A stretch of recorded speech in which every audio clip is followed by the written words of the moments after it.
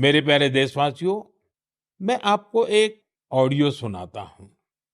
Hello. Sir नमस्ते sir. नमस्ते। Sir बोलिए सर।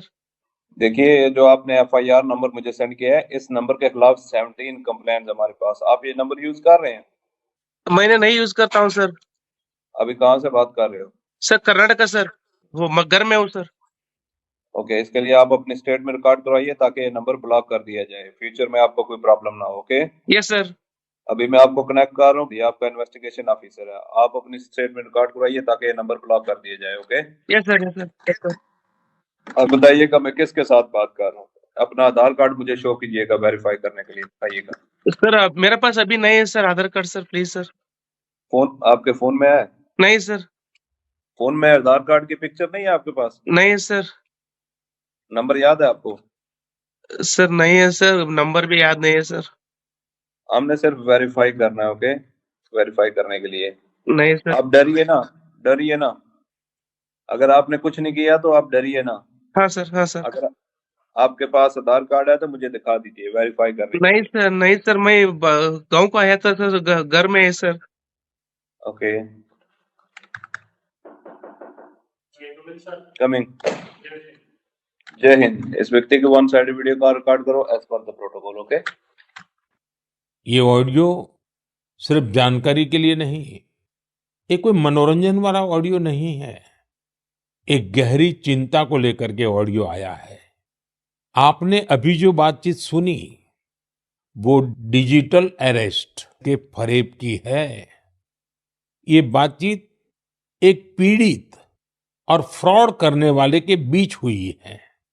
डिजिटल अरेस्ट के फ्रॉड में फोन करने वाले कभी पुलिस, कभी सीबीआई, कभी नारकोटिक्स, कभी आरबीआई, ऐसे भांति भांति के लेबल लगाकर बनावटी अधिकारी बनकर बात करते हैं और बड़े कॉन्फिडेंस के साथ करते हैं।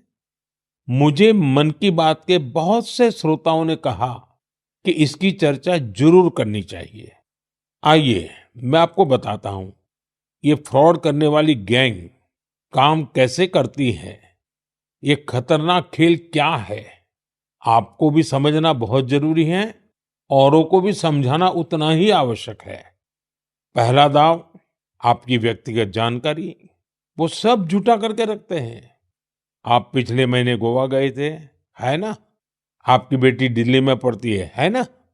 वे आपके बारे में इतनी जानकारी जुटा कर रखते हैं कि आप दंग रह जाएंगे। दूसरा दांव, भय का माहौल पैदा करो।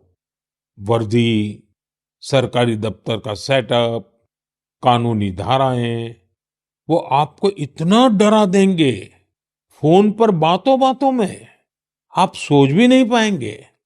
और फिर उनका तीसरा दांव शुरू होता है। तीसरा दांव, समय का दबाव। अभी फैसला करना होगा, वरना आपको गिरफ्तार करना पड़ेगा। ये लोग पीड़ित पर इतना मनोवैज्ञानिक दबाव बना देते हैं कि वो सहम जाता है। डिजिटल अरेस्ट के शिकार होने वालों में हर वर्ग, हर उम्र के लोग हैं। लोगों ने डर की वजह से अपनी मेहनत से कमाए हुए लाखों रुपए गंवा दिए हैं। कभी भी आपको इस तरह का कोई कॉल आए तो आपको डरना नहीं है। आपको पता होना चाहिए, कोई भी जांच एजेंसी फोन कॉल या वीडियो कॉल पर इस तरह पूछताछ कभी भी नहीं करती। मैं आपको डिजिटल सुरक्षा के 3 चरण बताता हूं। ये 3 चरण है: रुको, सोचो, एक्शन लो। कॉल आते ही रुको, घबराए नहीं, शांत रहे, जल्दबाजी में कोई कदम न उठाएं, किसी को अपनी व्यक्तिगत जानकारी न दें।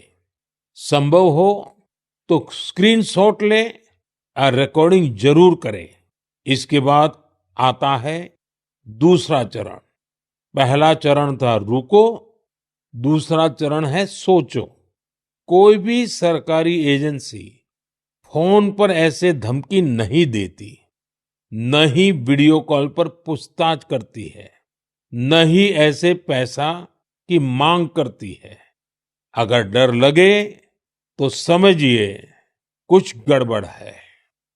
और पहला चरण, दूसरा चरण और अब मैं कहता हूं तीसरा चरण।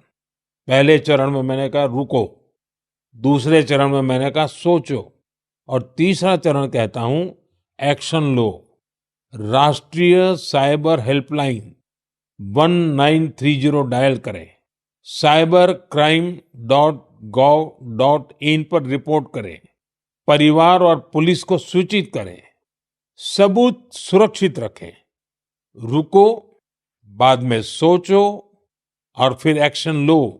ये 3 चरण आपकी डिजिटल सुरक्षा का रक्षक बनेंगे। साथियों, मैं फिर कहूंगा, डिजिटल अरेस्ट जैसी कोई व्यवस्था कानून में नहीं है। ये सिर्फ फ्रॉड है, फरेब है, झूठ है, बदमाशों का गिरोह है। और जो लोग ऐसा कर रहे हैं वो समाज के दुश्मन है। डिजिटल अरेस्ट के नाम पर जो फरेब चल रहा है उससे निपटने के लिए तमाम जांच एजेंसियां राज्य सरकारों के साथ मिलकर काम कर रही है। इन एजेंसियों में तालमेल बनाने के लिए नेशनल साइबर कोऑर्डिनेशन सेंटर की स्थापना की गई है। एजेंसियों की तरफ से ऐसे फ्रॉड करने वाली हजारों वीडियो कॉलिंग आईडी को ब्लॉक किया गया है। लाखों सिम कार्ड, मोबाइल फोन और बैंक अकाउंट्स को भी ब्लॉक किया गया है। एजेंसियां अपना काम कर रही है, लेकिन डिजिटल अरेस्ट के नाम पर हो रहे स्कैम से बचने के लिए बहुत जरूरी है हर किसी की जागरूकता, हर नागरिक की जागरूकता। जो लोग भी इस तरह के साइबर फ्रॉड का शिकार होते हैं, उन्हें ज्यादा से ज्यादा लोगों को इसके बारे में बताना चाहिए। आप जागरूकता के लिए हैशटैग सेफ डिजिटल इंडिया का प्रयोग कर सकते हैं। मैं स्कूलों और कॉलेजों को भी कहूंगा कि साइबर स्कैम के खिलाफ मुहिम में छात्रों को भी जोड़े। समाज में सबके प्रयासों से ही हम इस चुनौती का मुकाबला कर सकते हैं।